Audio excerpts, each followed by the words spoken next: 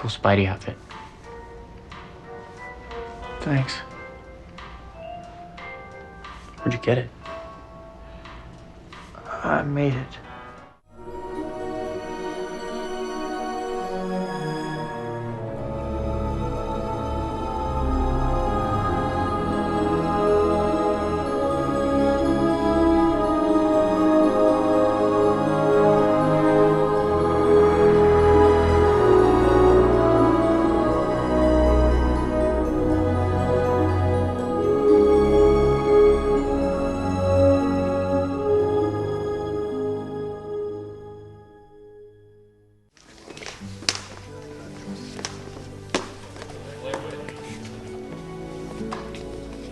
The Spider-Man that Jim Atchison created for this movie is very similar to the one he created in the first movie.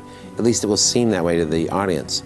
This second costume, while it has details that are different, and the colors are slightly different, I mean, you need to be a real enthusiast to spot the differences. It's a great opportunity to have a go at something again. I mean, this costume was probably the most difficult thing I've ever... It should look very simple and slightly naive. Here we were trying to do something which was about really an acrobat who had this unbelievable kinetic, spiraling ability. So it had to be a very flexible thing. We went through a huge, long, circular trip in terms of developing the costume of Spider-Man. And over a 6-month period, we came back to believing that we had to sort of respect the icon. And in fact, the closer and more truthful we were to the image of Spidey, as long as it moved properly and it didn't wrinkle too much, and the stuntmen were able to do their somersaults, and the CGI people could recreate it, then that was the way to go. This time we're making 35 suits, and we've developed a new way of making them with a sublimation printing process, which isn't quite as good as the silkscreen process, but we save a bit of money and we save a lot of time.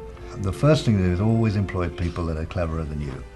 You're only as good as your own team. So I have a great assistant called Paul Spadone, who worked with me on the last film. We've been working for the past 7 months, 8 months now, sort of revisiting Spider-Man's costume from the first film and updating it and enhancing it, and doing a lot of work with the color of the suit and the printing techniques. The pieces that you're seeing here, we have a whole rack of them, represent a lot of the trial and error of our development and research early on.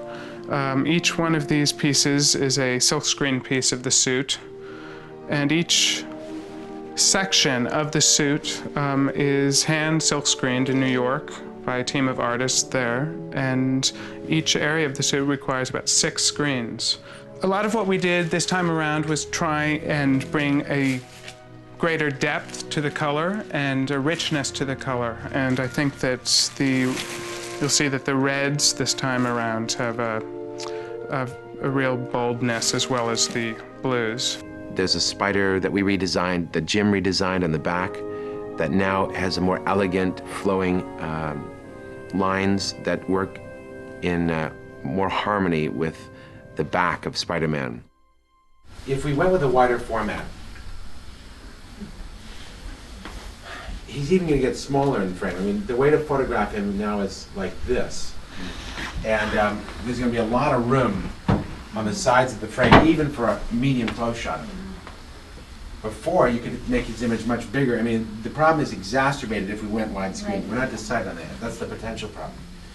The next problem is the graphic difference that we're now talking about, making, in this case, I remember it blended in exactly. It was easier when a shot had to break it. You had to cut off the legs. Occasionally that happens. You had to accept.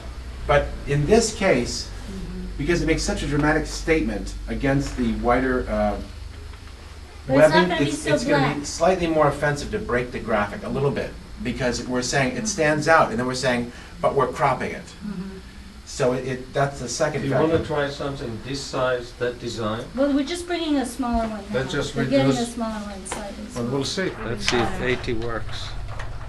Not bad. 75. You getting this, Grant? Yes, I am. Is this enough? 75 looks pretty Not Better cool. see the whole, zoom back each time and see what the whole. Try 80.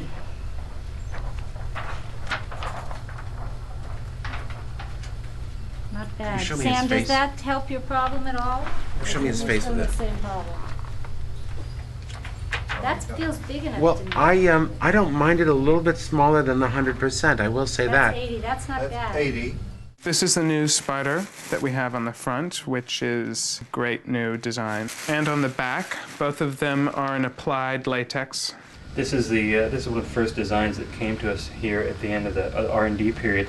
And from Jim's design, we produced molds which allowed us to produce a variety of urethane spiders in varying thicknesses. The favorite thickness turns out to be this scale, which is also the same scale as the surrounding webbing.